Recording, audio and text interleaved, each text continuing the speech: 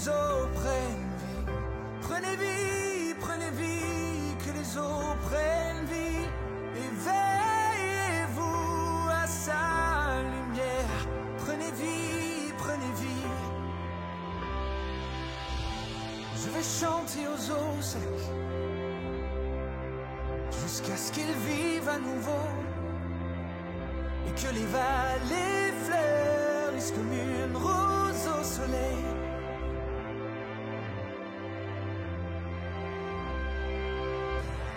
Écoutez attentivement, il y a un changement dans l'air. La terre est aride, mais enfin la pluie arrive. Je chanterai encore. Prenez vie, que les eaux prennent vie. Prenez vie, que les eaux prennent vie. Éveillez-vous à sa lumière. Prenez vie, Est-ce que tu attends qu'il te parle? Où est celui qui t'attend? Car le Saint-Esprit est déjà là parmi nous. Hey! Donc s'apprête à agir. Et qui sait ce qu'il fera? Mais quand les 4 vents soufflent, oui, la percée est en route. Je prophétiserai encore. Prenez vie, que les eaux prennent vie. Prenez vie, que les eaux prennent vie. Éveillez-vous à sa lumière. Prenez vie, lève-toi, mon âme, debout, lève-toi. Lève-toi.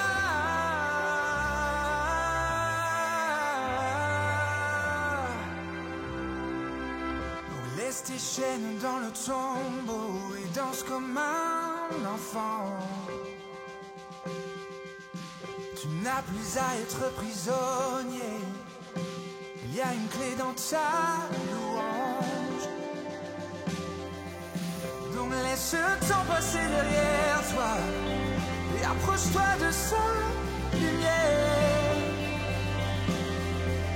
Tu lui trouveras la liberté.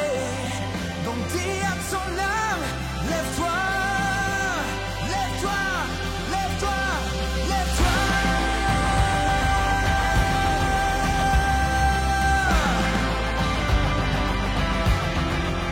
Debout, lève-toi, lève-toi.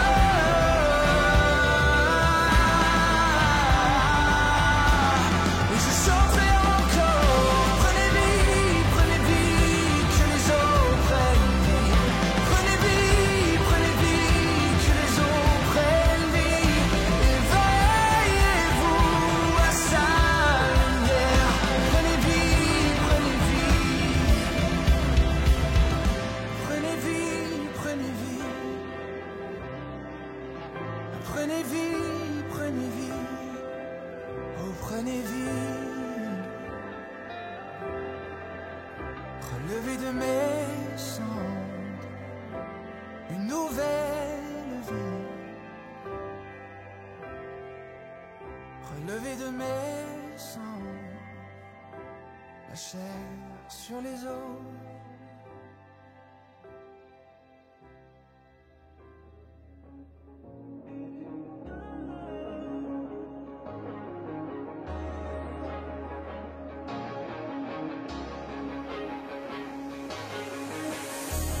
Tu es ma vie et ma liberté.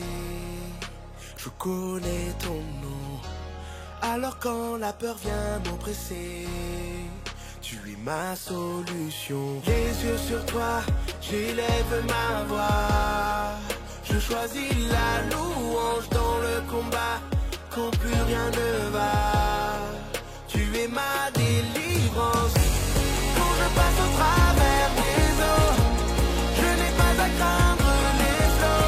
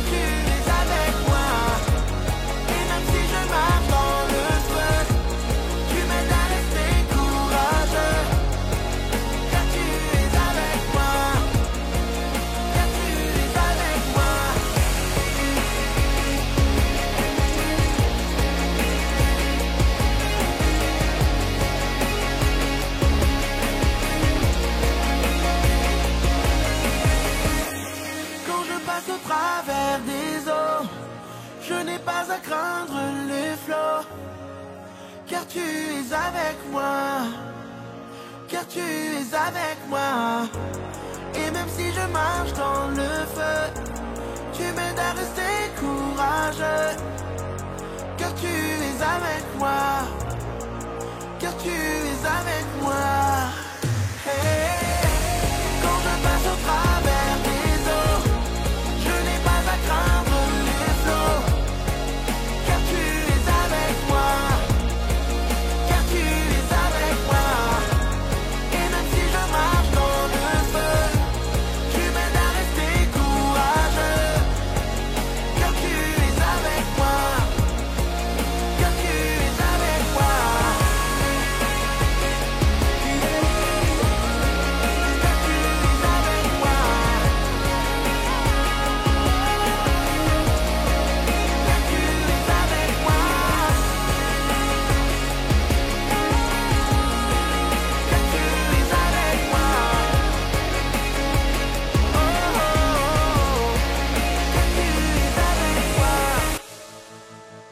Nous sommes là rassemblés, tous étrangers, mais du même sang. Enfants de toute une nation, toute génération, du règne qui vient. Que ton cœur ne soit pas troublé. Relève la tête et ne crains aucun mal. Fixe tes yeux sur sa race. Dieu est fou amoureux de toi. Encourage, tiens bon, sois fort. Souviens-toi d'où vient ton secours.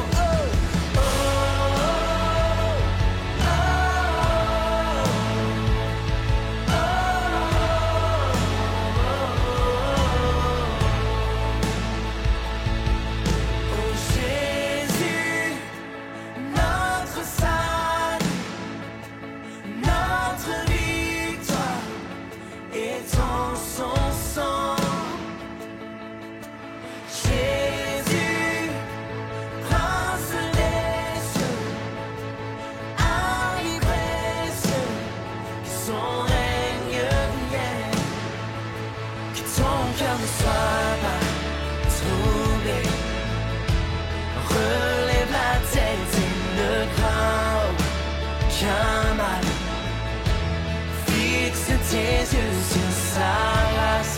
Dieu est fou amoureux de toi. Prends courage, tiens bon, sois fort. Souviens-toi d'où vient ton secours. Hey! Oh, oh, oh, oh, oh.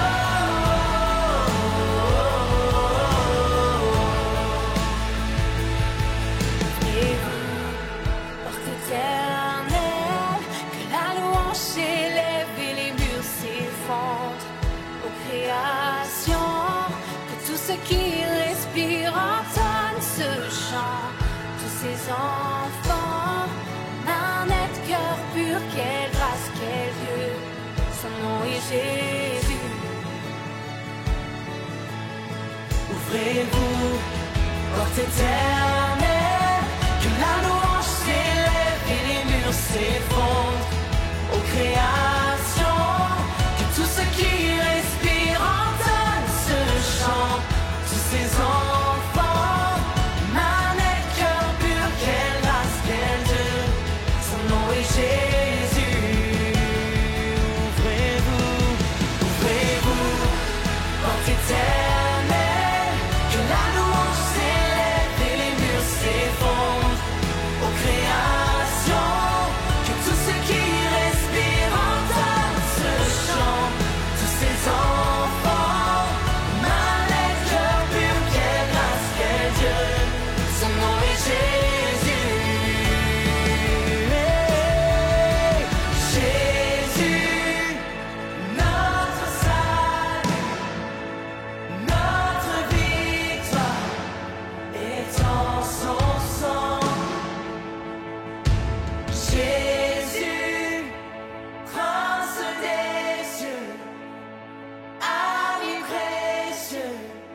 son règne vient.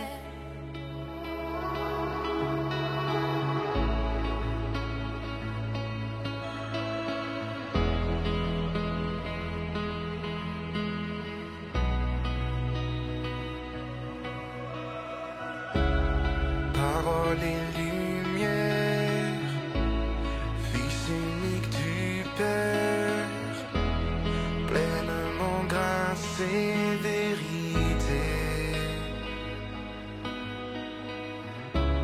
Tes bras sont ouverts pour chacun sur terre. Ta bonté n'est pas terminée. Tu es celui qui nous ramène à la vie. Tu es celui qui brise l'emprise de la nuit. Nul n'est trop perdu pour toi. Tu ne nous délaisses pas.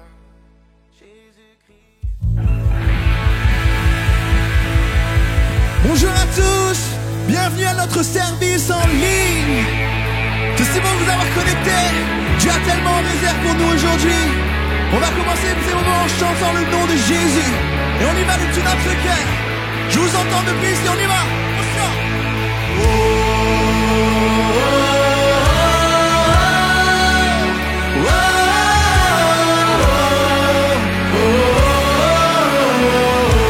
Et on y va de tout notre cœur. Un sang qui brûle en mon cœur, qui attire mon esprit, le son d'un hymne en devenir. Peux-tu l'entendre retentir? Entends-tu les générations, leur voix forte au fil du temps, l'écho de ses fils et ses filles, chantant au cœur de la nuit. Ne reste pas silencieux, n'ose même pas te cacher. Il y a tout un monde devant toi, donc ne ferme pas les yeux.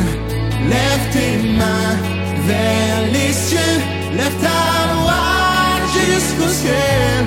Gloire au Dieu de toute création, que son nom soit élevé. Et tout le monde chante.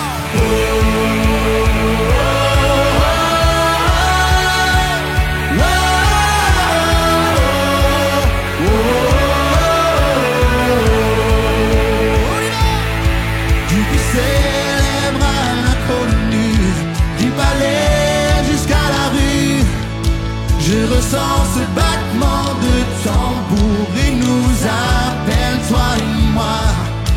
Oui, j'entends ce monde s'éveiller, et le son est merveilleux. Chaque tribu, chaque nation, chantant Jésus, oui, je crois. Ne reste pas silencieux, n'ose même pas te cacher, car il y a tout un monde devant toi, donc ne ferme pas les yeux. Lève tes mains vers les cieux, lève ta voix jusqu'au ciel. Gloire au Dieu de toute création, que son nom soit élevé. Et on y va.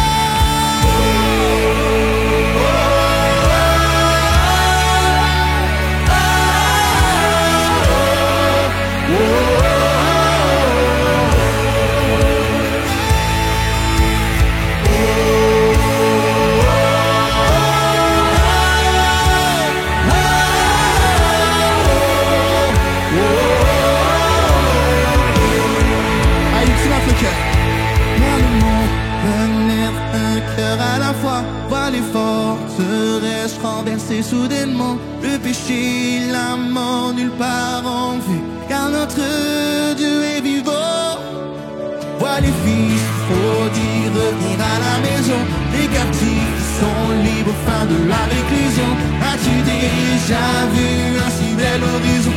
Le monde revient à la vie.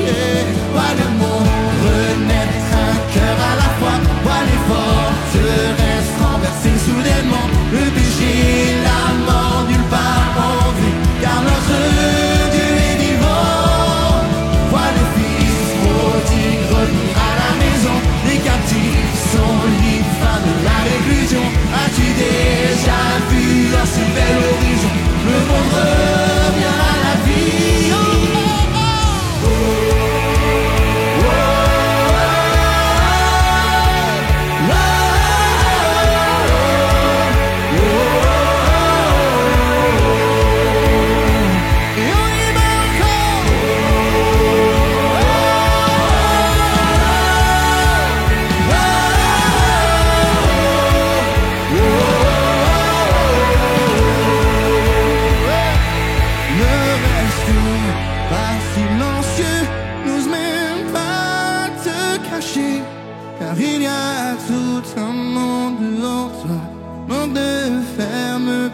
les yeux, lève tes mains vers les cieux, lève ta voix jusqu'au ciel.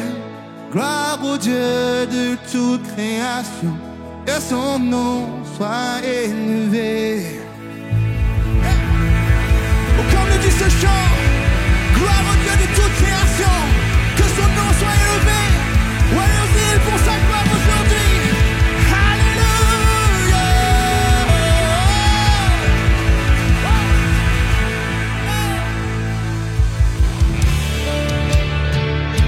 Nous accueillons le droit de roi, le roi de gloire est ici parmi nous. Oh, louons-le pour de vrai aujourd'hui. Chantons.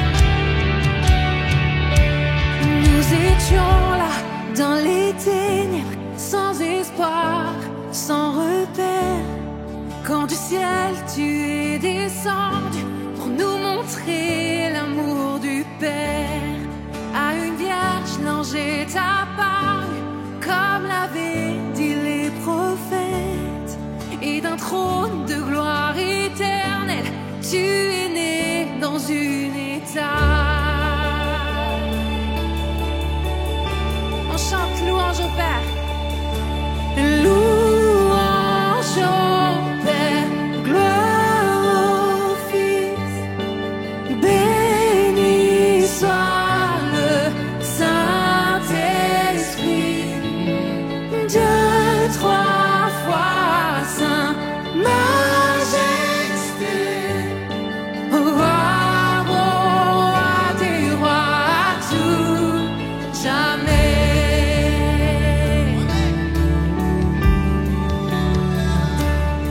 Pour nous révéler ton royaume et réconcilier les perdus, pour acheter la création, tu n'as pas méprisé la croix.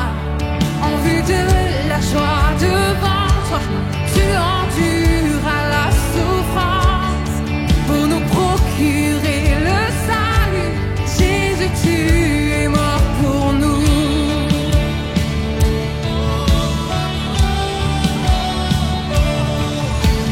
Louange au Père, gloire au Fils, béni soit le Saint-Esprit. Dieu trois fois saint, majesté, roi des rois, à tout jamais.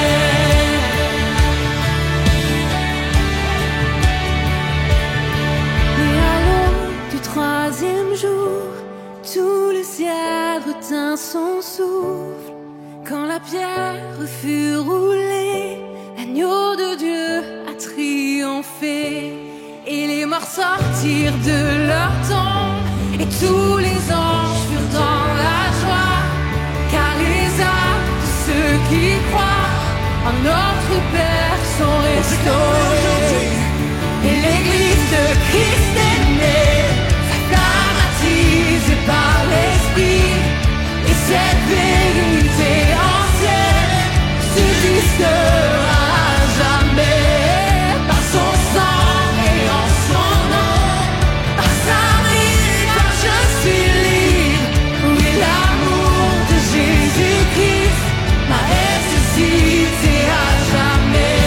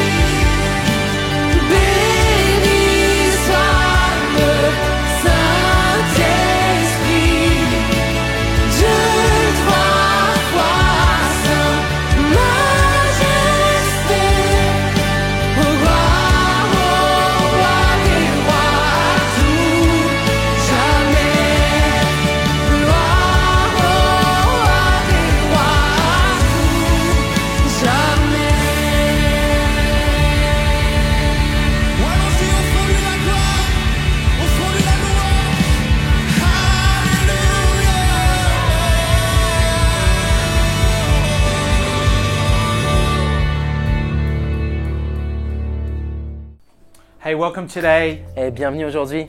And I want to read from a verse Et je voudrais vous partager un as we passage start today, alors que nous as commençons we've lifted aujourd'hui, high the name of Jesus. alors que nous élevons le nom de Jésus. And in Philippians 1, Philippiens 1, verse 6, verset it 6. says, being confident of Je this, suis persuadé that he who began que celui qui a a good commencé work in you en vous cette bonne œuvre will complete it until the day of the Lord la Jesus. poursuivra jusqu'à son I terme, love that, being confident of what God is doing. jusqu'au jour de Jésus-Christ. Être confiant, And you know, that's a persuadé, great statement to make of your life. c'est une belle déclaration à faire dans notre Is vie. that you in your own humanity might be wondering what has happened, but you can have a confidence through the Word of God that God will begin something, He'll bring it to completion. Que vous, dans votre humanité, vraiment de croire que ce que Dieu a commencé en vous, il va l'amener à son terme. I'm confident Je suis confiant, of what God wants to do. persuadé de ce que Dieu Yeah, veut He's faire. began some great things in your life. Il a commencé une bonne œuvre en vous. Stand in them. Et donc, tenez-vous God sur over ça. them. Croyez en Dieu. Maybe you've started the course, maybe you believe in God for stuff. Believe God, stand in them, and be confident of what God wants to do in your life. Peut-être que vous avez commencé un cours, peu importe, que vous soyez confiant de ce que Dieu veut faire dans votre vie. Amen? Amen. Come on, I want to pray for you today. J'aimerais prier pour vous maintenant, As you joined online, alors qu'on est là en ligne, and maybe you've given us a prayer request, maybe Peut-être filled them in. que vous nous avez partagé un sujet de prière We cette want to pray semaine. over On veut those. prier pour ces sujets. So, Father, in the name of Et donc, Jesus, Père, dans le nom de Jésus, Father, we stand on that promise. Père, on se tient sur ces Oh promesses. God, that what you began, Que ce que tu as commencé, you'll bring it to completion. tu vas l'amener à We son thank you, accomplissement. Jesus, Nous te remercions, that you're Jésus, mighty God. que tu es le Dieu Lord puissant. God, that you're able to move into situations, Père, tu peux agir dans les do the situations, impossible, faire the l'impossible. things that we don't even see in the natural, but Lord, we thank you, you're at work and you're moving. Seigneur, les choses dans le naturel, vraiment, on croit que tu es à l'œuvre. So today we give you praise, Et donc, nous donnons la louange. we rest in you, Et nous nous and confions we en put toi. our confidence in you. Et notre assurance est en toi. So Father, have your way. Et donc, Père, merci. Father, in people's lives. Fais ta volonté. Maybe your family watching today. Peut-être que vous êtes là avec votre famille aujourd'hui. Maybe it's your first time as a family watching. Peut-être c'est votre première fois que vous nous regardez en tant que famille. Just to put your trust in God. Mettez votre confiance en Dieu. Faites-lui confiance. Lean into Him, hold on to God. Vraiment, approchez-vous de lui, accrochez-vous à lui. Trust Him, let Him have His way. Et faites-lui confiance, laissez-le faire sa volonté. Maybe a young person for the first time watching. Peut-être une jeune personne qui regarde pour la première And fois. today, just believe that Et- God wants to continue, He will build, and He'll bring it to completion. Et aujourd'hui, il faut vraiment croire voilà, In que your life. ce que Dieu a commencé en vous, il va l'amener à son terme. His ways, His plans, amen? Ses voies, ses plans. Amen. Amen. So great to be connected today. C'est tellement bon d'être connectés ensemble. Why don't you say Jesus? Pourquoi pas dire Jésus? Jesus. Jésus. Thank you, Jesus. Merci Jésus For everything you're doing. pour tout ce que tu fais. Amen. Amen. Amen. So, hey, great things coming up. Super chose à venir. And, you know, we've mentioned it, but also just want to continue. Our Connect groups are starting up in church. Et on l'a mentionné depuis la semaine dernière, mais il y a les Connect Groups qui reprennent dans la vie de And l'Église community in the life of church. et la communauté dans la vie de Even l'Église. online, there's a community. Même en ligne en tant que communauté. And also locally in every one of our campuses. Et aujourd'hui, et même de manière locale dans nos And campus. I don't know where you're watching from, Je ne sais pas où vous êtes. but maybe you're close to Marseille, Peut-être que vous êtes proche de or Marseille, maybe in Luxembourg, peut-être au Luxembourg, or Geneva, peut-être à Genève or Lyon, ou à Lyon or Paris ou here. Paris ici. And if you are, there is a community here. Why don't you drop in, check out our website? Si c'est Why le- don't you be part of that as well? Si c'est le cas, pourquoi pas? Il y a une communauté qui existe. Pourquoi pas regarder notre site web? Vous pouvez nous trouver. But as I said, even online, we've got a community you want to connect with. Mais même Amen? en ligne, si vous êtes loin de ces campus, vous pouvez connecter. Hey, and even saying about that online, there is a pre-service gathering at 9:30. Et on voulait aussi vous partager que pour notre communauté en ligne, tous les dimanches à 9h30, on fait un rassemblement ensemble. And you can be part of that if you want to. There's a link there. Et il y a un lien là, pourquoi pas l'enregistrer. Hey, we're going to come around our giving, continue to worship God. Mais on va maintenant continuer dans notre adoration avec And we're going to nos hear from Pastor Sandra Picard. dîmes et offrandes et on va entendre de pasteur Sandra Picard Comes and encourages us around our giving. alors qu'elle nous encourage dans notre générosité. Bonjour Église, j'espère que vous êtes en pleine forme. J'aimerais nous encourager aujourd'hui avec un passage que vous connaissez très certainement, c'est Jean 3,16. Et la parole de Dieu nous dit ceci. « Car Dieu a tant aimé le monde qu'il a donné son Fils unique, afin que quiconque croit en lui ne périsse point, mais qu'il ait la vie éternelle. » Peut-être que vous avez déjà entendu ce verset plusieurs fois, peut-être que vous le connaissez même par cœur. Mais la vérité, c'est qu'il est tellement profond Et je trouve que parfois, on ne prend pas suffisamment le temps de le déguster. Vous savez, comme une bonne nourriture ou un bon vin, quelque chose de raffiné qui a besoin d'être dégusté. Pas juste comme un vulgaire médicament qu'on a besoin d'avaler vite pour s'en débarrasser, mais vraiment prendre le temps de méditer aussi dessus et de se nourrir de cette parole. Alors, il y a 3 choses essentielles dans ce verset. Premièrement, ça parle de l'immensité, évidemment, de l'amour de Dieu pour nous. Tant aimé, un mot si petit qui comprend un amour si vaste, n'est-ce pas? Ça parle aussi de l'acte extravagant vers lequel cet amour l'a conduit, ce qu'il a fait pour nous, le don de son Fils unique. Et ça parle troisièmement du propos qu'il avait en tête, lorsqu'il a exprimé son amour de cette manière. Alors, si on décortique ce verset, car Dieu a tant aimé le monde, ça nous parle du pourquoi il a fait ce qu'il a fait pour nous. Qu'il a donné son Fils unique. Son Fils unique, ça parle de quoi et comment il a fait, comment il a exprimé cet amour et ce qu'il a fait pour nous. Afin que personne ne périsse, mais tous ceux qui croient en lui ne périssent point, mais qu'ils aient la vie éternelle. Ça parle de pour quel but, pour qui il a fait ça. Et aujourd'hui, j'aimerais te retourner ces 3 questions. Alors que tu te prépares pour ce moment de dîmes et offrandes, j'aimerais te poser ces 3 questions. Pourquoi est-ce que tu le fais? Est-ce que c'est par obligation? Est-ce que c'est par rituel? Quelle est ta réelle motivation? Est-ce que c'est par amour de Dieu? Quoi? Qu'est-ce que tu fais? Comment tu le fais? Comment tu exprimes cet amour à Dieu? Qu'est-ce que tu mets en place? Est-ce que tu te prépares d'avance? Est-ce que tu mets cela en prière? Est-ce que tu pries par rapport à la contribution que tu peux apporter aujourd'hui? Ou est-ce que tu prends juste ce qui te reste? Comment tu le fais? Comment tu exprimes cet amour? Et troisièmement, pour quel but tu le fais? Pour qui tu le fais? Est-ce que c'est pour te donner bonne conscience? Est-ce que c'est pour plaire à ton conjoint? Pour qui tu le fais véritablement? Est-ce que c'est pour honorer Dieu? Est-ce que c'est pour transformer des vies, pour construire sa maison? Quel est le but de ce que tu fais? La réponse à ces 3 questions, elle est essentielle parce que Dieu sonde les cœurs. Ce n'est pas juste l'acte en soi qui l'intéresse, mais le cœur avec lequel on fait cet acte-là. Et moi, ma prière est qu'on ait vraiment un cœur pur, aligné avec le cœur de Dieu. Ce cœur vraiment de ce Père Céleste qui a été si généreux en donnant ce qu'il avait de plus précieux pour nous, par amour pour nous. Donc laissez-moi prier, j'espère que cela vous encourage et vous fait réfléchir à ce moment. Père éternel, merci pour ce privilège que tu nous donnes de participer activement à ton œuvre et de venir dans ta présence avec action de grâce, avec reconnaissance et d'avoir cette opportunité d'exprimer tout notre amour pour toi et pour les choses qui ont de la valeur pour toi, Seigneur.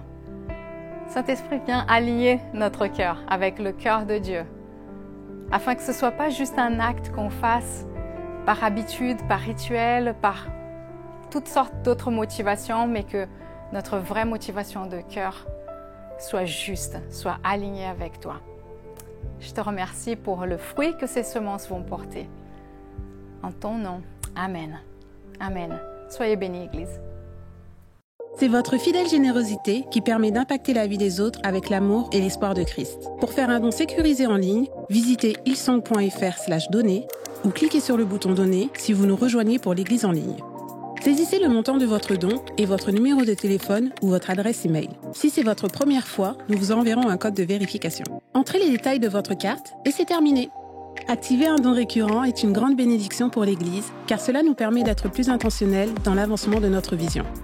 Pour comprendre nos activités et en savoir plus sur notre gouvernance, vous pouvez consulter notre rapport annuel en ligne. Merci pour votre générosité et votre engagement continu envers le ministère de l'Église Hillsong. Well, thank you, Sandra. Et donc, merci Sandra. Always great hearing from you. C'est toujours bon d'entendre de ta Hey, part. and right now, Et maintenant, we're going to hear from chapter 2 on va passer au chapitre of 2 Philippians de l'Épître aux Philippiens. from Pastor Gabriel Et Jimenez. c'est pasteur Gabriel And Jiménez, he's from our Massey campus. qui est notre pasteur de campus à And I Massy. know you're going to be encouraged. Et je sais que vous allez être encouragés. Come on, why don't we give Gabriel a hand as Et he donc, comes to pourquoi bring us pas the word. remercier Gabriel alors qu'il nous apporte la parole. Ça faisait longtemps, ça faisait 2 mois je crois. Je suis venu début juillet. Et c'est bon d'être de retour. et de revoir beaucoup d'entre vous. J'espère que vous êtes prêts pour la parole. Vous avez hâte. Restez debout, pourquoi pas, si vous pouvez. On va lire ensemble. On sera aujourd'hui dans Philippiens 2 pour ceux qui suivent. Vous pouvez prendre le temps de prendre votre Bible, sortir, et on va parcourir ensemble Philippiens 2. En attendant, je ne sais pas si je vous ai dit la dernière fois que je suis venu, mais en fait, moi, je suis né au coin de la rue, là, juste à côté. J'ai grandi ici dans le quartier. Je venais même regarder des films dans cette salle-là. J'ai vu Jeanne d'Arc de Luc Besson. Ouais, je sais, ça date. Mais quand je m'asseyais ici, là, c'était pas les mêmes fauteuils évidemment, mais dans cette salle, pour regarder un film, j'étais loin de m'imaginer qu'un jour, on serait des milliers à venir louer Dieu ici, là, au centre de mon quartier. Et c'est pas rien ce qu'on est en train de vivre, ce qu'on est en train de vivre ensemble. Philippiens 2, vous l'avez trouvé ? Il sera affiché. S'il y a donc de l'encouragement en Christ, s'il y a de la consolation dans l'amour, s'il y a une communion de l'esprit, s'il y a de la tendresse et de la compassion, rendez ma joie parfaite en vivant en plein accord. Ayez un même amour, un même cœur, une unité de pensée. Ne faites rien par esprit de rivalité ou par désir d'une gloire sans valeur, mais avec humilité, considérez les autres comme supérieurs à vous-même. Que chacun de vous, au lieu de regarder ses propres intérêts, regarde aussi à ceux des autres. Que votre attitude soit identique à celle de Jésus-Christ. Lui qui est de condition divine, il n'a pas regardé son égalité avec Dieu comme un butin à préserver, mais il s'est dépouillé lui-même en prenant une condition de serviteur, en devenant semblable aux êtres humains. Reconnu comme un simple homme, il s'est humilié lui-même en faisant preuve d'obéissance jusqu'à la mort, même la mort sur la croix. C'est aussi pourquoi Dieu l'a élevé à la plus haute place et lui a donné le nom qui est au-dessus de tout nom, afin qu'au nom de Jésus, chacun plie le genou dans le ciel, sur la terre et sous la terre, et que toute langue reconnaisse que Jésus-Christ est le Seigneur, à la gloire de Dieu le Père. Amen. Ah, est-ce qu'on a un sauveur merveilleux ? On a un sauveur merveilleux. Prions ensemble. Seigneur, merci pour ta parole, merci pour ta présence, merci de nous honorer à chaque fois de ta présence, de ton amour, Seigneur. Viens captiver nos cœurs par ta beauté, Seigneur. Alors qu'on se plonge dans ta parole, Saint-Esprit, que cette parole prenne vie en nous, Seigneur, que ça ne reste pas des lettres, des mots sur une page, Seigneur, mais que ça vienne produire la vie éternelle en nous, dans le nom de Jésus. Amen. Amen. Vous pouvez prendre place. Merci l'équipe. Vous êtes super. Quelle joie d'étudier Philippiens ensemble. Est-ce que vous avez pris du plaisir à vous plonger dedans et à regarder? On a le temps sur 4 semaines, on peut regarder un peu le contexte et regarder un peu comment c'est écrit. Est-ce que vous savez que Philippiens, l'épître de Paul, la lettre de Paul aux Philippiens a été écrite en prison? Il y a quelques lettres comme ça. Paul a écrit cette lettre en prison et pourtant, il y a tellement de joie qui se dégage de cette lettre. Vous savez, parfois on a l'impression d'être en prison, et on perd toute notre joie. Paul écrit cette lettre en prison, et ce n'était pas les prisons d'aujourd'hui, il n'y avait pas de karting et tout ça. Il écrit cette lettre en prison avec les rats, avec le froid, et l'humidité et tout ce qui va avec. Et pourtant, il y a tellement de joie dans sa lettre. 18 fois, il utilise le terme joie ou se réjouir. Et Paul, il a tellement de joie en pensant à l'église de Philippe qu'il a envie que les destinataires de cette lettre possèdent la même joie. Heureusement pour nous, nous sommes également les destinataires de cette lettre aujourd'hui. Qui veut connaître ici le secret d'une joie que même la mort, même la prison ne peut étouffer? C'est ce qu'on peut trouver dans l'épître aux Philippiens. En fait, ce qu'on trouve souvent, je pense que chacun d'entre nous, on a suffisamment de sujets de reconnaissance pour avoir de la joie en nous. On a suffisamment de sujets de reconnaissance. Quand tout va bien, c'est un moment calme, on pense à toutes les bénédictions de Dieu, on a suffisamment de sujets de reconnaissance. C'est un peu comme cette bouteille qui est remplie de sujets de reconnaissance. Et on a la joie en nous. Et puis on a la joie un moment. Et puis il y a le rythme et la pression de la vie qui, à un moment donné, vient... Pardon. C'est sorti tout seul. La pression fait sortir les choses. Et puis il y a la pression de la vie, ça vient, et puis... Ah, désolé, là, celui-là, elle était vraiment pour toi. Et puis on pensait avoir la joie, mais toute la joie est sortie, alors que c'était pour ton voisin de devant, mais ça sera tout à l'heure. Toute la joie est sortie, et puis il y a autre chose qui est rentré à l'intérieur de moi, c'est ce qu'il y a dans l'air ambiant. Et en fait, on va chercher la joie, dans beaucoup de choses, et on essaye de trouver la joie, et on l'a pour un temps, et puis on s'aperçoit que ce n'est qu'une joie éphémère qui est facilement expulsée par la pression de la vie. En fait, ce dont on a besoin, et ce qu'on voit dans cette lettre, c'est qu'on a besoin d'une joie à l'intérieur qui est tellement forte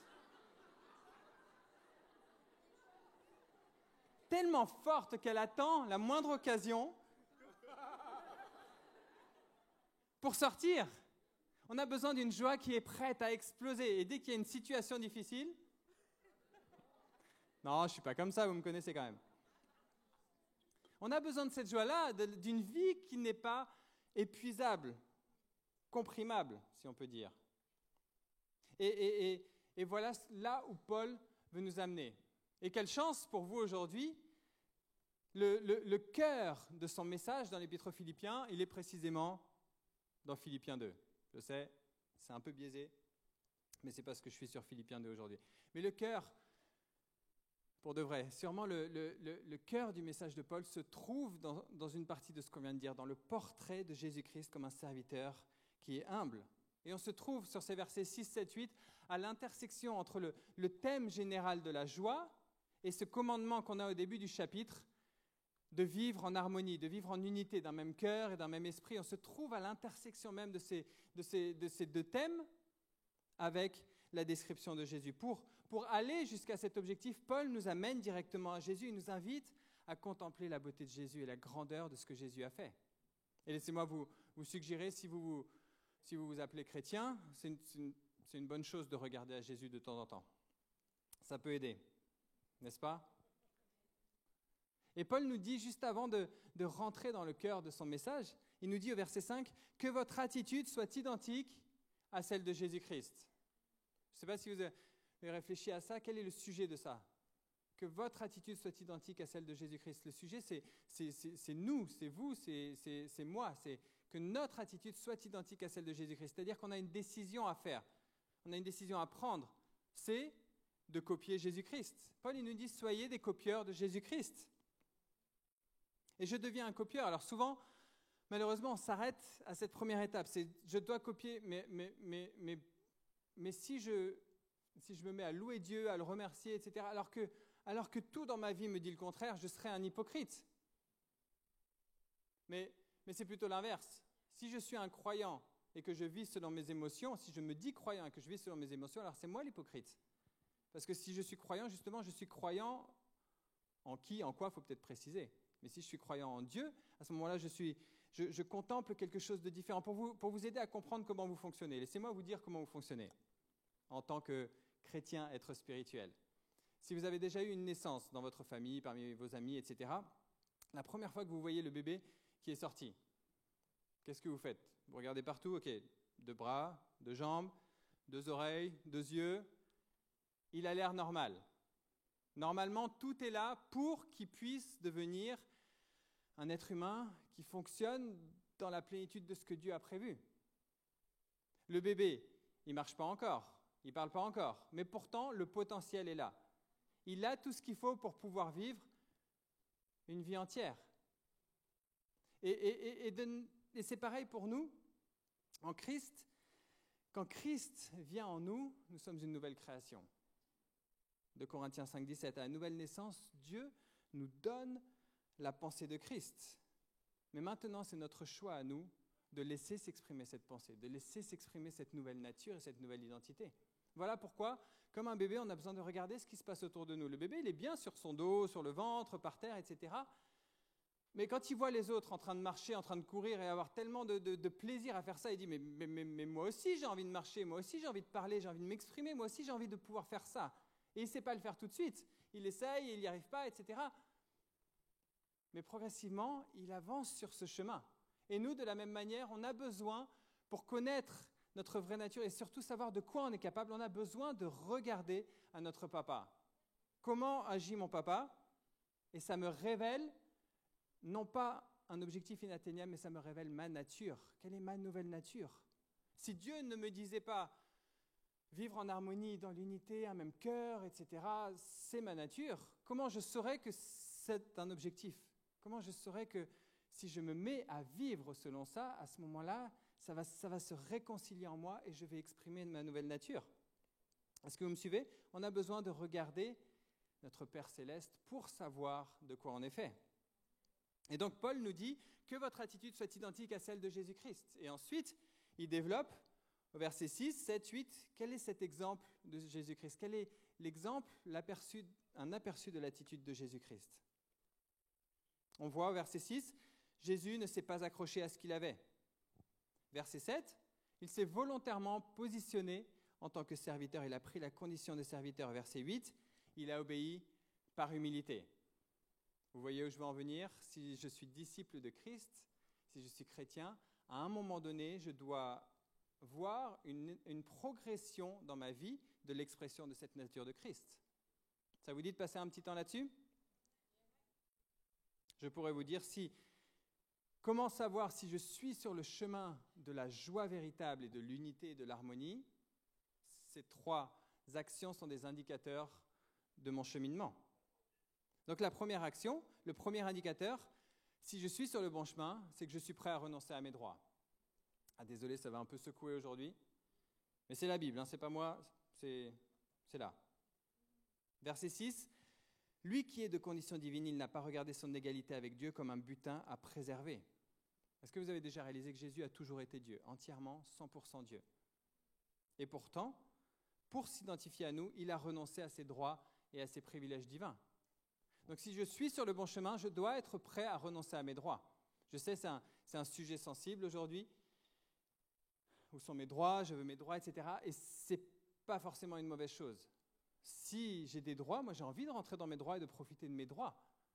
Au contraire, il y a beaucoup de personnes très bonnes qui se sont battues et qui sont même mortes pour que nous puissions avoir des droits. Tant qu'on peut profiter des droits, profitons de nos droits. Ce n'est pas du tout de ça qu'il s'agit aujourd'hui. Ce que Paul nous dit et ce qu'il essaie de nous révéler dans l'attitude de Jésus-Christ, c'est que j'ai beau avoir des droits, si j'ai une cause plus grande, est-ce que je suis prêt à laisser mes droits de côté pour quelque chose de plus grand? Jésus avait tous les droits de rester Dieu et de rester tranquillement sur son trône au-dessus de tout l'univers. Il pouvait le faire, il pouvait choisir ça. Mais par amour pour toi, par amour pour moi, il a dit pour un temps, je vais renoncer à mes droits. Je vais renoncer à mes droits pour pouvoir atteindre l'objet de mon amour. De la même manière, si je laisse l'amour de Dieu remplir mon cœur, si je laisse le Saint-Esprit ensemencer mon cœur avec les rêves, les visions de Dieu, du royaume, d'une humanité restaurée, d'une humanité forte, d'une humanité qui peut démontrer toutes les caractéristiques du royaume, si c'est mon rêve et ma passion, à ce moment-là, naturellement, il n'y aura aucun sacrifice qui est trop grand et naturellement, mes droits, je vais les laisser de côté s'il y en a besoin pour aller jusqu'à l'objectif. Les premiers chrétiens, ils avaient tous les droits de pouvoir vivre pleinement leur nouvelle vie en Christ, tranquillement dans leur coin. Mais merci Seigneur, ils ont choisi, par amour et aussi pour nous, par amour pour Christ, ils ont choisi d'aller jusque dans les endroits les plus hostiles pour pouvoir annoncer l'Évangile et dire il y a une autre manière de vivre. Et nous sommes aujourd'hui au bénéfice de tous ces premiers chrétiens qui ont été pour la plupart martyrs, qui sont morts en annonçant l'amour. Parce qu'ils ont renoncé à leurs droits, nous sommes aujourd'hui au bénéfice de tout ce qu'ils ont semé. Et cet exemple parfait de Jésus-Christ est destiné à être notre exemple. Donc ça, c'est le premier indicateur. Je suis prêt à renoncer à mes droits. Deuxième indicateur, verset 7, je me positionne comme serviteur. Ça va? Vous êtes heureux? Ne vous inquiétez pas, tout va bien se passer. Ça va aller en s'améliorant. Verset 7, Jésus-Christ s'est dépouillé lui-même en prenant une condition de serviteur, en devenant semblable aux êtres humains. Ça, pour être honnête, c'est quelque chose qui me dépasse. Encore aujourd'hui, je n'arrive pas à saisir comment c'est possible que Jésus-Christ, qui est à la fois à l'origine de l'univers et sa finalité, il est l'essence même de l'univers entier tient par lui, comment c'est possible que lui vienne me servir? À la limite, je peux arriver à accepter que, ok, par amour, il a pris la condition d'homme, il est venu, il aurait pu venir, mourir, repartir, et puis voilà.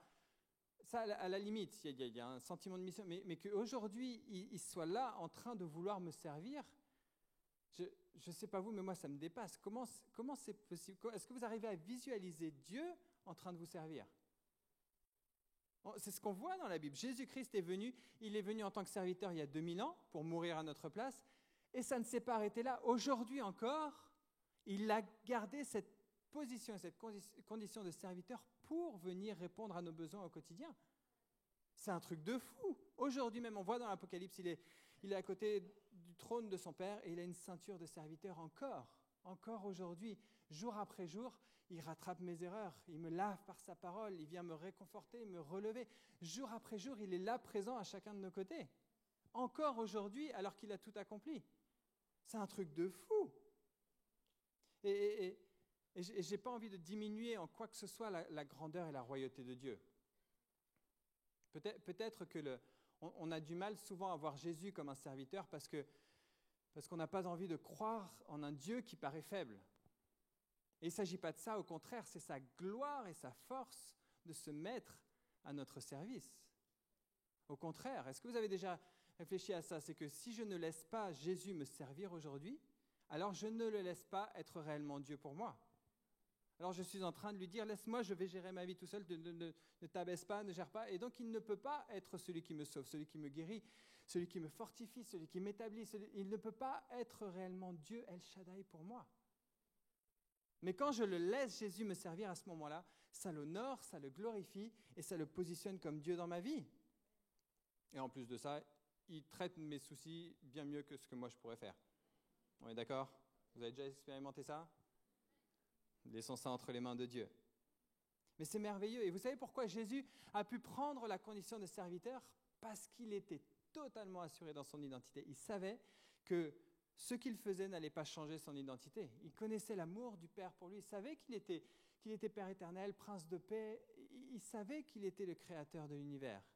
Et le fait d'être un homme et de venir nous servir n'a rien changé à son identité. Et de la même manière, Jésus aujourd'hui veut nous établir dans notre identité. Voilà pourquoi Satan, alors qu'il a été tenté Jésus, à chaque fois il a commencé, si tu es le Fils de Dieu. Il s'est dit, peut-être dans son humanité, il va avoir un moment de faiblesse, peut-être je vais réussir à le faire douter, et donc ensuite il va agir pour établir son identité. Et à ce moment-là, il savait qu'il l'aurait eu. Mais Jésus n'est pas tombé dans le panneau, il savait quelle était son identité. Et donc aujourd'hui, peu importe à quel point tu te sens souillé, incapable, laisse Jésus te servir et te montrer qui tu es en lui.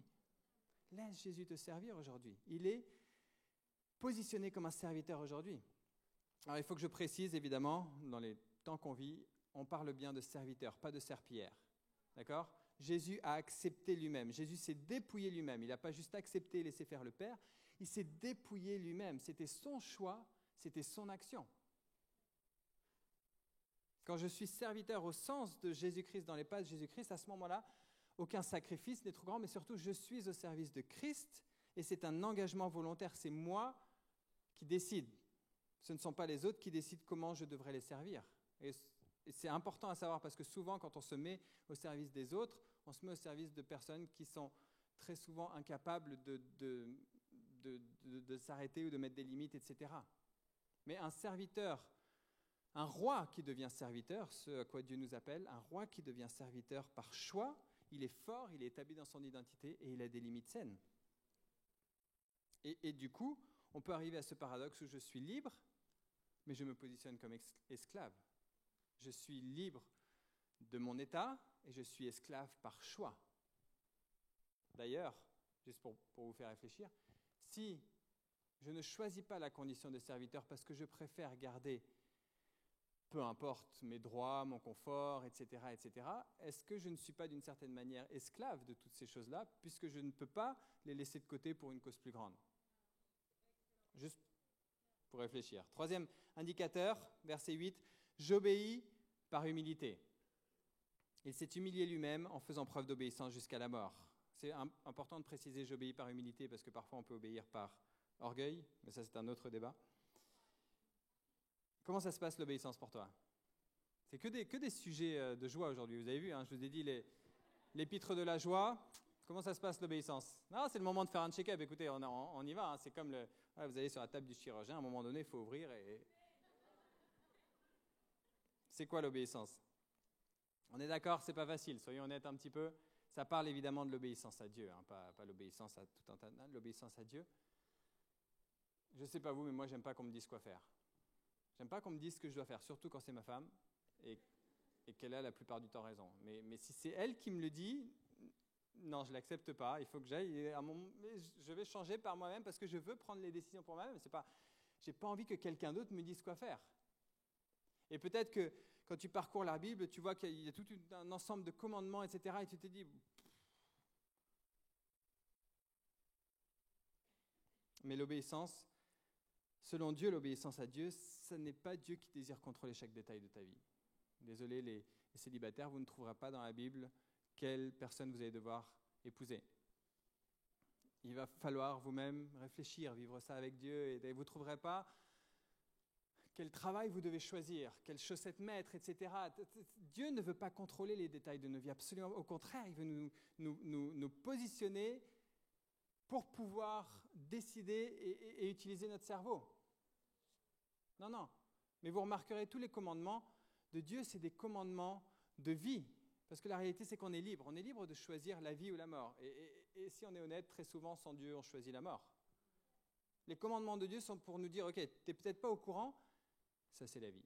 Choisis la vie afin que tu vives.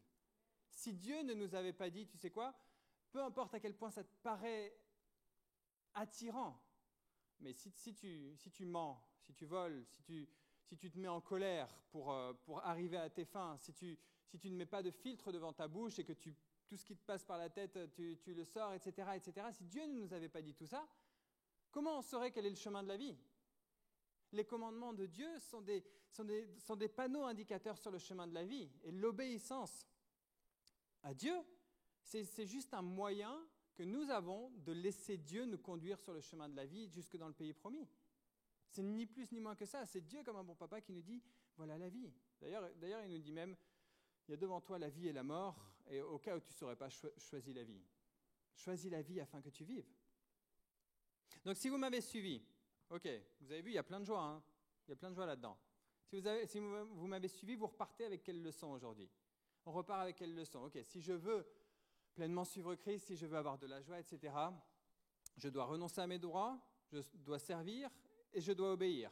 C'est ça? Vous avez bien pris des notes? Vous pouvez faire ça et vous pouvez aussi exploser en plein vol comme beaucoup de chrétiens. Vous pouvez exploser en plein vol comme des chrétiens qui pendant des années et des années ont essayé de leur mieux, ils ont fait de leur mieux pour atteindre l'objectif et le standard de Dieu.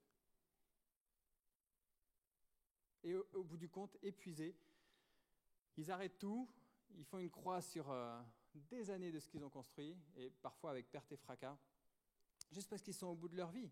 Et c'est possible pour chacun d'entre nous.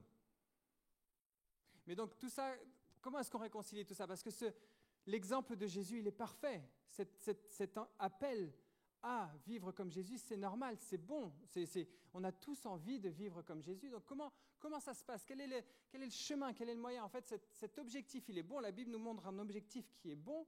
Il est parfait, mais on se trompe souvent sur le moyen d'y arriver. Et si on choisit le mauvais moyen pour arriver au bon objectif, on explose en plein vol. En fait, au final, c'est quoi être chrétien? Être chrétien, c'est certainement pas le poids de devenir parfait dans tous les domaines. Ça, c'est impossible à porter. Si quand tu lis la Bible le matin, je l'espère, ou le soir, ou peu importe dans la journée, si quand tu lis la Bible, tu repars avec une liste de courses, une liste de nouvelles choses à faire, oui, c'est des bonnes choses, mais est-ce que tu as réellement discerné Jésus quand tu as lu? Est-ce que tu as réellement eu une rencontre personnelle avec Jésus quand tu as lu? Et c'est peut-être ça le point essentiel qu'on peut rater en survolant le chapitre 2 de Philippiens. C'est noyé au milieu de tous les bons objectifs. Paul nous montre plus une démarche, une habitude, une bonne habitude à prendre qu'une liste de courses à faire. L'objectif est bon, mais on se trompe sur le chemin pour y arriver. En fait, si je prends les objectifs que je vois dans la Bible, ce sont des objectifs inatteignables. Par mes propres forces, ce n'est pas possible. C'est impossible. Hier, Hier, ma fille, elle m'a dit, sortie de nulle part, elle m'a dit, papa, tu sais quoi? Moi, je peux rentrer dans une boîte comme ça. J'ai fait, waouh, j'ai souvent voulu te mettre dans une boîte comme ça, mais je ne te l'ai jamais dit. Alors, ça vient d'où cette idée? Et elle m'a dit, tu sais pourquoi? Parce que moi, je peux rentrer entièrement dans un duvet, et un duvet rentre entièrement dans une boîte comme ça. La réflexion d'un enfant. Et vous savez quoi? L'objectif qu'on peut voir, le standard de Dieu, évidemment qu'il ne va pas baiser son standard. Ce standard est parfait, mais il est impossible à atteindre. Je ne peux l'atteindre que si je suis caché en Christ. Que en Christ, je peux aller jusqu'à cet objectif. D'ailleurs, qu'a dit Jésus à ses disciples? Il a dit, suivez-moi et je ferai de vous des pêcheurs d'hommes. Suivez-moi et je ferai de vous des pêcheurs d'hommes. C'est-à-dire que mon rôle, c'est de suivre Christ. Le rôle de Christ, c'est de faire de moi. Mon rôle, c'est de suivre Christ. Le rôle de Christ, c'est de me transformer. D'ailleurs, on peut voir dans 2 Corinthiens 3,18, nous tous qui sans voile sur le visage contemplons comme dans un miroir la gloire du Seigneur, nous sommes transformés à son image de gloire en gloire par l'Esprit du Seigneur. Donc vous pouvez le noter, être chrétien, c'est quoi? C'est aussi simple, c'est ce qu'on voit, la démarche de Paul ici, c'est aussi simple que de garder les yeux fixés sur Jésus. C'est juste ça. Oui, effectivement, il y a des vérités, il y a des révélations qu'on sort de ce passage. Jésus était serviteur, il renonçait à ses droits, et tout ça, c'est bien, ça nous montre le panneau indicateur, voilà comment ça va s'exprimer. Mais l'essence qui va me permettre d'avancer sur ce voyage, c'est garder les yeux fixés sur Jésus. Donc comment ça se passe? Comment on fait pour garder les yeux fixés sur Jésus? Quand vous prenez votre Bible, peu importe ce que vous lisez, même dans Nombre, Lévitique, Deutéronome ou l'Apocalypse, quand vous prenez votre Bible, discernez Jésus. Et forcez-vous de voir où est Jésus. Qu'est-ce que cette histoire peut m'apprendre sur Jésus? Que ce soit l'histoire de Ruth, Esther, n'importe laquelle. Qu'est-ce que cette histoire me montre de la beauté de Jésus? Donc, fixer les yeux sur Jésus, c'est à chaque fois être émerveillé par Jésus. Et puis ensuite, c'est aussi, dans une deuxième étape, c'est voir comment Dieu agit. On voit quand Jésus était sur terre, on voit comment Dieu agit, comment il répondait à certaines situations, etc. Et du coup, ça nous permet de traduire ça dans, OK, quand je m'approche de Dieu aujourd'hui, voilà comment il réagit envers moi. Et ça me permet de traduire, OK, voilà quelle est ma nature divine. Donc, je discerne Jésus, je reste émerveillé par Jésus. Ensuite, je vois comment il agit pour voir quelle est la nature divine. Et puis, enfin, et c'est souvent là où on se dit, OK, c'est bon, j'ai tout pris, j'ai pris mes notes dans mon temps de dévotion, etc. Maintenant, je vais vivre ma vie du mieux possible. Et troisième étape, c'est on essaye de libérer cette nouvelle vie en nous avec Jésus-Christ, de vivre au quotidien avec Jésus-Christ. Jésus est là au début, au milieu, à la fin. Et donc la vraie leçon qui va changer ma vie, ce que Paul nous donne comme démarche, c'est peut-être, je vais vous donner maintenant le titre de mon message, il est un peu long, mais peut-être ça permet de s'en souvenir. Regarde Jésus, sois émerveillé et laisse-le t'aimer. C'est pas juste Jésus, il s'est dépouillé pour être serviteur, alors moi je dois être serviteur. Non, c'est Jésus s'est dépouillé pour être serviteur. Comment je peux le laisser me servir aujourd'hui? Comment je peux le laisser obéir encore? Il a été jusqu'à la mort, mais obéir en venant m'aider, m'aimer, me bénir, me positionner pour que moi-même je puisse exprimer après sa nature en moi. Donc maintenant, laissez-moi justement on va faire un petit peu de travaux pratiques. On lit ça, on rentre chez soi et on dit, OK, ça c'est un bon objectif à atteindre, renoncer à ses droits, servir, obéir. Maintenant, si je suis honnête avec moi, est-ce que j'ai renoncé à tous mes droits pour la cause de Christ? Aucun d'entre nous, honnêtement. On peut avoir renoncé à quelques droits, mais il y en a sûrement, si on descend, on creuse un petit peu, il y en a sûrement qu'on ne voit pas. On ne peut pas juste, oui, je peux être généreux dans une certaine mesure, il y en a certains, non, j'y arrive pas. Me lever le matin, me laisser déranger à certains moments de la journée, j'y arrive pas. Le droit d'être reconnu pour ce que je fais, par exemple. Le droit d'être traité correctement, etc., etc. Maintenant, qu'est-ce qu'on fait quand on a un constat comme ça? Je ne suis pas au niveau du standard de Dieu. Le remède, ça n'est pas de lister tous les droits auxquels je n'ai pas encore renoncé. Le remède, c'est de fixer les regards sur Jésus. Je viens devant Dieu, je le laisse enlever tout sentiment de condamnation, de culpabilité, de honte, etc. Et je le laisse m'aimer à nouveau. Et à partir de là, je suis libre d'avancer. Si je vois que je ne suis pas prêt à servir les autres, quel est le remède? Fixer les regards sur Jésus. Être à nouveau émerveillé par sa beauté et ce qu'il veut m'apporter. Je fixe les yeux sur Jésus, je le laisse me servir et je le laisse traiter toute la racine qui m'empêche de me mettre au service des autres. C'est quoi? C'est de la peur, de l'orgueil, peu importe ce que ça peut être. Jésus peut et veut traiter tout ça. Si je m'aperçois que c'est difficile pour moi d'obéir, j'ai un problème avec l'obéissance, avec Dieu d'abord et puis même peut-être avec mon patron, avec plein d'autres personnes, quel est le remède? Fixer le regard sur Jésus. Et à ce moment-là, je le laisse me montrer à nouveau son amour et sa bonté. Et quand je fixe le regard sur Jésus, à ce moment-là, il m'amène toute la perspective dont j'ai besoin. Parce que c'est souvent une question de perspective. Il me donne la perspective de qu'est-ce qui m'empêche de lâcher prise sur toutes ces choses que je veux garder. Je veux garder le contrôle de ma propre vie. Qu'est-ce qui m'empêche de lâcher prise? Est-ce qu'il y a tromperie sur la marchandise? On m'avait dit qu'à partir du moment où je laisse Jésus être mon sauveur, j'ai gagné au loto. Il va m'aimer, il va me bénir, il va me donner tout ce dont j'ai besoin, la vie sera facile, etc.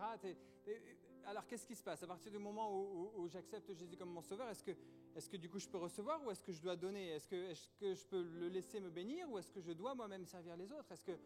Est-ce que je suis enfin libre ou est-ce que je dois obéir et donc je ne suis plus libre? C'est lequel? C'est l'un ou c'est l'autre? Mais quand je garde les yeux fixés sur Jésus, à ce moment-là, les choses prennent tout leur sens et on peut s'apercevoir que, en fait, c'est les deux, mais ce n'est pas du tout au même niveau. Je reçois des lingots d'or et pour pouvoir les prendre dans ma vie, je suis obligé de laisser partir les cailloux. Je dois lâcher cette vie qui est tellement limitée et faible pour pouvoir accueillir la vie éternelle. Je suis obligé de lâcher ces choses-là pour accueillir ce que Dieu m'offre. Mais quand j'ai gardé les yeux fixés sur Jésus, à ce moment-là, devant la grandeur et la majesté du royaume de Dieu, tout le reste, ça part facilement. Ça ne me dérange pas de laisser mes droits de ce monde quand j'ai les yeux fixés sur Jésus. Je ne sais pas, vous, tout à l'heure, on chantait ce chant, j'avais envie directement d'être dans les lieux célestes à adorer Dieu et à ce moment-là, il n'y aura plus aucun pleur, aucune douleur, rien du tout. On a envie. Et quand je garde les yeux fixés sur Jésus, à ce moment-là, je réalise effectivement, je suis au centre de l'univers de Dieu. Je suis au centre. Et vous savez quoi? Il y a suffisamment de place au centre de l'univers de Dieu pour chacun d'entre nous. Il est suffisamment grand, son amour est suffisamment grand. Je suis réellement ce qu'il a de plus précieux au monde. Pourquoi? Parce qu'il a donné ce qu'il avait de plus précieux, son Fils, pour moi. Et quand je le laisse me servir et m'aimer comme ça, alors c'est facile. Ça devient facile. Je suis tellement bénéficiaire de ce royaume de gloire, de son amour, sa bonté, que je peux facilement lâcher prise sur mes droits dans ce monde. C'est bien pâle à côté de tout ce que je reçois en lui. Je peux facilement me mettre au service des autres parce que je suis établi dans mon identité. Je sais qui je suis et rien ne va changer. Et je peux lui obéir aveuglément. Et voilà pourquoi d'ailleurs Paul commence ce chapitre 2 avec les versets « S'il y a donc de l'encouragement en Christ, s'il y a de la consolation », c'est une formule rhétorique, on peut remplacer « s'il y a » par « puisque ». Puisqu'il y a, évidemment qu'il y a de l'encouragement en Christ, puisqu'il y a de l'encouragement en Christ, puisqu'il y a de la consolation dans l'amour, puisque vous trouvez tout ça en lui, puisque vous avez une communion de l'esprit, puisqu'il y a de la tendresse et de la compassion, alors vous pouvez vivre en plein accord et avoir un même amour, un même cœur, une unité de pensée. D'ailleurs, la semaine prochaine, sûrement vous le verrez en étudiant le chapitre 3, vous verrez, Philippiens 3,10, Paul il nous dit « Ainsi je connaîtrai Christ, la puissance de sa résurrection et la communion à ses souffrances en devenant conforme à lui dans sa mort. » On voit bien la progression. Il y a la puissance de résurrection et ensuite la communion à lui dans ses souffrances. Si en tant que chrétien, on s'attache juste à vivre la communion dans sa souffrance sans expérimenter la puissance de résurrection, on est les chrétiens les plus affreux de toute la terre, les rabat-joie, constamment à relever qu'est-ce qui est fait, qu'est-ce qui n'est pas fait, etc. Non, ce que Dieu a pour nous aujourd'hui, c'est nous positionner la puissance de résurrection en nous pour pouvoir ensuite partager ses souffrances et le laisser briller en nous. Et au final, ces trois indicateurs qui paraissent tellement limitants sont au contraire tellement libérateurs. C'est l'étape obligée, c'est pas évident, mais c'est l'étape obligée pour pouvoir lâcher les choses de ce monde et prendre possession pleinement de toutes les choses du royaume. quand Jésus parle de la porte étroite, c'est vraiment une porte étroite. Il y a peu de personnes qui passent par là, mais peu de personnes expérimentent la plénitude du pays promis qu'il y a pour nous après. Donc regarde Jésus, sois émerveillé et laisse-le t'aimer. Tu pourras garder en vue, comme Jésus-Christ, la joie qu'il y a de l'autre côté de cette belle décision. Parce que je lâche tout ça et je peux rentrer pleinement dans la joie de mon Père. Je vais vous laisser avec un dernier verset, Hébreux 12, 2.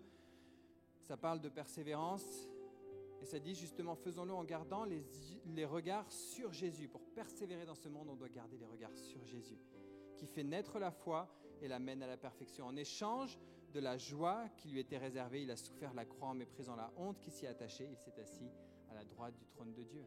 En gardant les yeux fixés sur Jésus, je vois déjà ce qu'il y a de l'autre côté et je peux être rempli de joie. Une joie que rien ne peut épuiser parce que je sais que Dieu est fidèle et qu'il va récompenser. Regarde Jésus, sois émerveillé et laisse-le t'aimer. Je vous invite à vous lever, on va prendre un chant et après j'aimerais prier pour certaines personnes. Marque ton peuple de ta présence, fais de nous un lieu où tu es habité. Soumets-nous à ta correction. Ô notre berger, tu fais tout à merveille. Lent à la colère, riche en bonté. Ta loi est parfaite et tes jugements sont vrais. Nous voici pour nous reconsacrer. Viens restaurer ce que nous te cédons. Oui, tu restaures alors que nous prions. Nous sommes ton peuple, tu es notre Dieu. Nous sommes ton temple, rends-nous saints comme tu es. Nous sommes tes enfants, tu nous as mis à part. Dieu pour ta gloire, rends-nous saints comme tu es.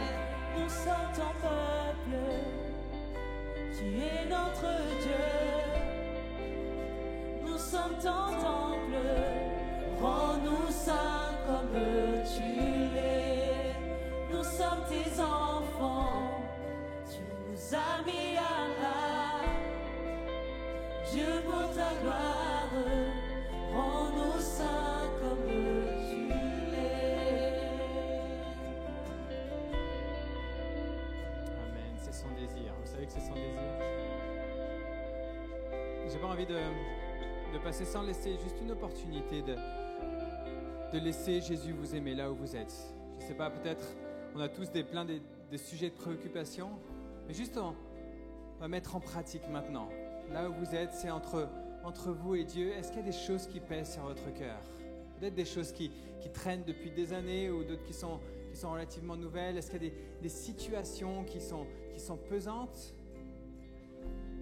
Ou juste une incertitude par rapport à l'avenir? Ça peut être de la peur ou de la colère, ou ça peut être des complications relationnelles. Peu importe. Là où vous êtes, j'aimerais vous inviter juste à fermer les yeux et à essayer et à laisser le Saint-Esprit vous montrer le visage de Jésus-Christ. Maintenant, par rapport à vous et à votre situation. Laissez Dieu vous combler de son amour, vous montrer à quel point ce qui est important pour vous, c'est important pour lui. Seigneur, merci pour ta présence. Jésus, toi le roi serviteur.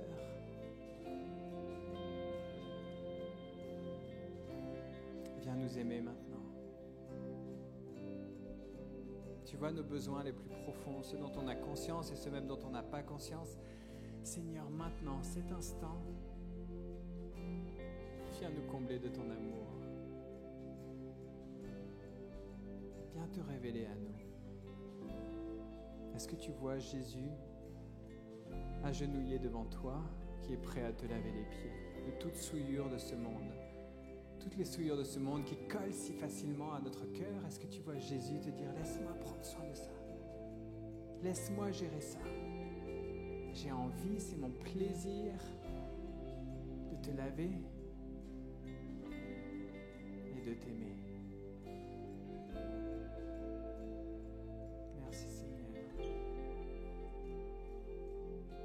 C'est tellement bon de décharger tous ces fardeaux au pied de la croix.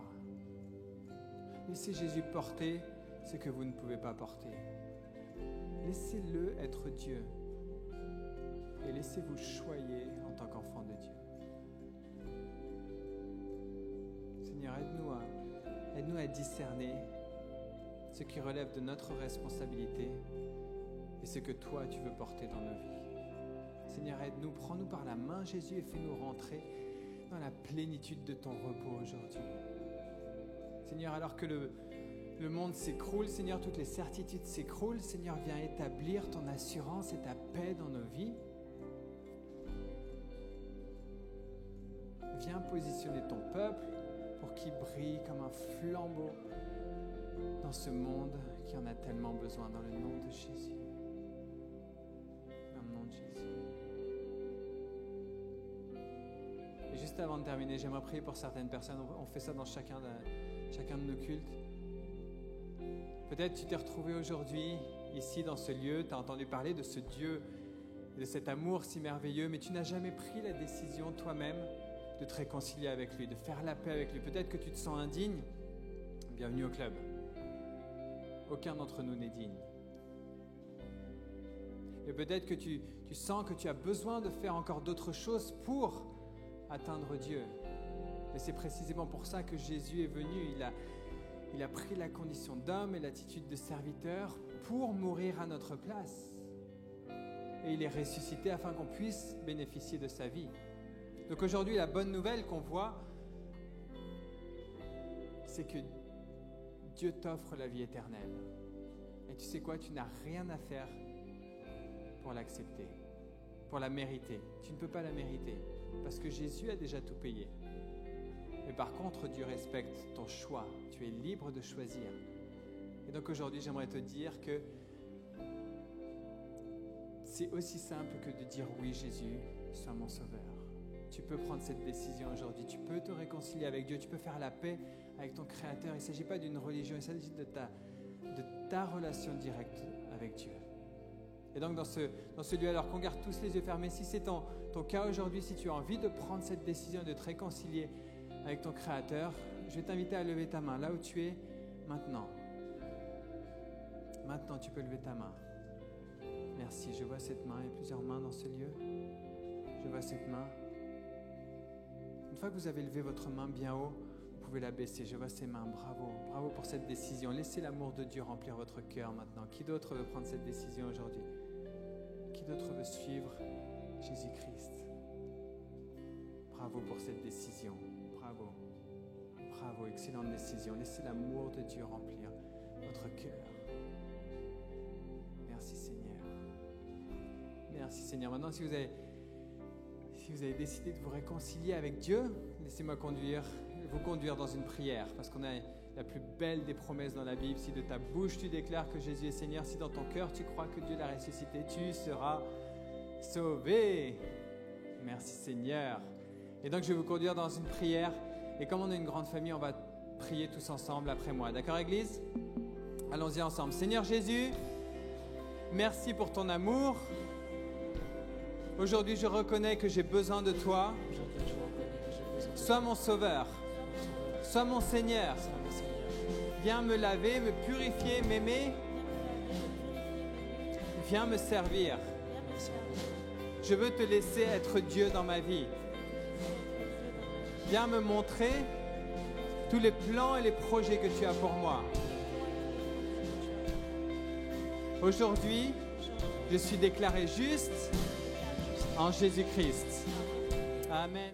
Well, thanks, Gabriel. Donc merci Gabriel. Man, great keys from chapter 2. De belles clés du chapitre 2. What an incredible book. Quel incroyable épître. I don't know about you, but I'm loving going through the book of the Philippian church Et donc, je sais pas vous, mais quelle joie de pouvoir explorer cet and what épître aux Paul has Philippiens. declared over them. Ce que Paul déclarait sur eux. And hopefully you're loving, hopefully you're reading in advance. Et j'espère que voilà, pourquoi pas, vous lisez l'épître, le chapitre à l'avance. And just so great to be doing this together. Et c'est tellement okay? bon de pouvoir faire ça ensemble. So, hey, today, Gabriel just did an altar call there. He invited you to come to know Jesus. Donc aujourd'hui, voilà, Pasteur Gabriel, il a partagé, il a fait un moment d'appel au salut pour connaître Jésus. And if you prayed that prayer or you want to know Jesus Et si today, vous avez fait cette prière ou si vous aimeriez connaître Jésus, why don't you click that link on the screen just there? pourquoi pas cliquer le lien là à l'écran. And we'd love to help you with that decision. Et on aimerait pouvoir vous accompagner dans cette And we have décision. courses in the life of church. On a des cours dans la vie de There's a l'Église, course called Nouveau Départ. un cours qui s'appelle Nouveau Départ There's other courses as well, but why don't you be part of that if you've made a decision et d'autres today? cours, mais pourquoi pas rejoindre celui-là si vous avez pris cette décision. Hey, next week, Et la semaine we're prochaine, going to do chapter 3. on passe au chapitre 3. We're going to hear from Pastor Cami. Ça va être Pasteur Camille I know you're going to love that. et je sais que vous allez apprécier. But Father, I want to pray for you. I want to pray for you Et today. j'aimerais prier pour vous aujourd'hui. So Father, bless your people Donc Père, bénis ton peuple this week ahead. cette semaine. Go before them, Lord. Précède-les, Thank Seigneur. you for your hand upon them. Merci pour ta main dans leur vie. Father, I pray for wisdom. Prie pour la sagesse, Father, you go before them. que tu les précèdes, Seigneur. Father, be with us in the name of Jesus. Seigneur, accompagne-nous dans le nom de Jésus. Amen. Amen. Amen. Amen. Be blessed, church. We love Soyez you. bénis, Église. Les têtes d'afficher les projecteurs, tout ça ne t'impressionne pas. Tu t'intéresses plutôt à mon cœur, dans ton grand amour pour moi. Alors je fixe mon attention sur toi et rien que sur toi. Je fais taire toutes mes distractions et je les remplace par ta voix. Je veux écouter ta voix. Parle à mon cœur, parle à mon âme, comme toi seul sais si bien le faire. Chasse mes peurs, sèche mes larmes, et je ne serai jamais plus le même. Alors parle à mon cœur, change-le en profondeur. Une fois de plus, Jésus parle à mon cœur. Oh, oh, oh, oh.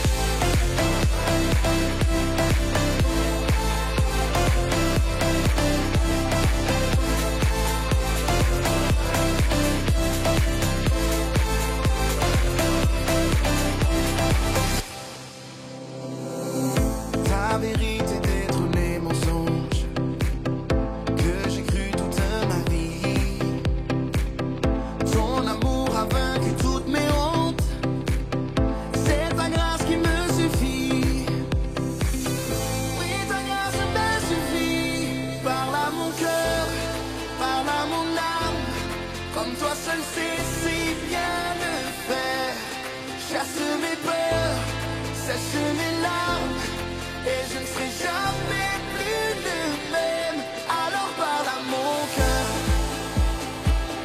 change-le en profondeur. Une fois de plus, Jésus parle à mon cœur. Hey. Alors parle à mon cœur. Alors parle à mon cœur.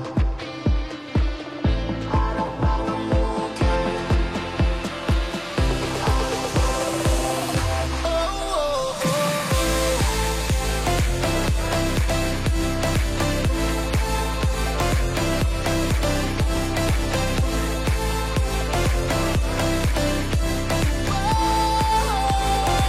alors parle à mon cœur. Change-le en profondeur. Une fois de plus, Jésus parle à mon cœur. Oh, oh, oh.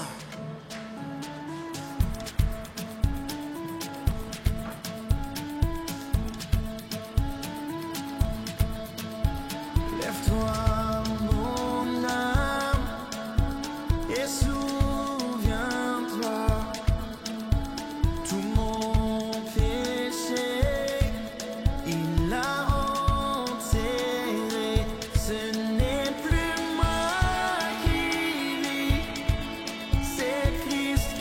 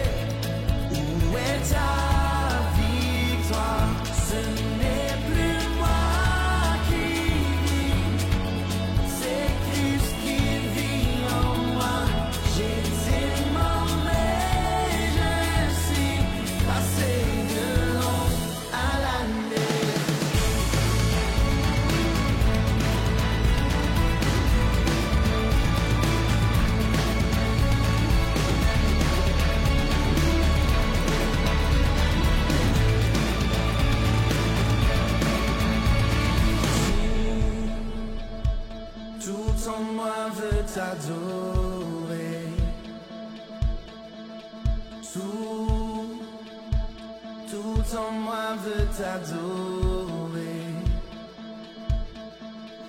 Tout en moi veut t'adorer.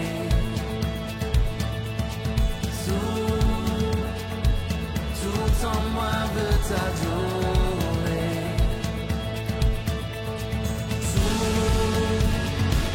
Tout en moi veut t'adorer.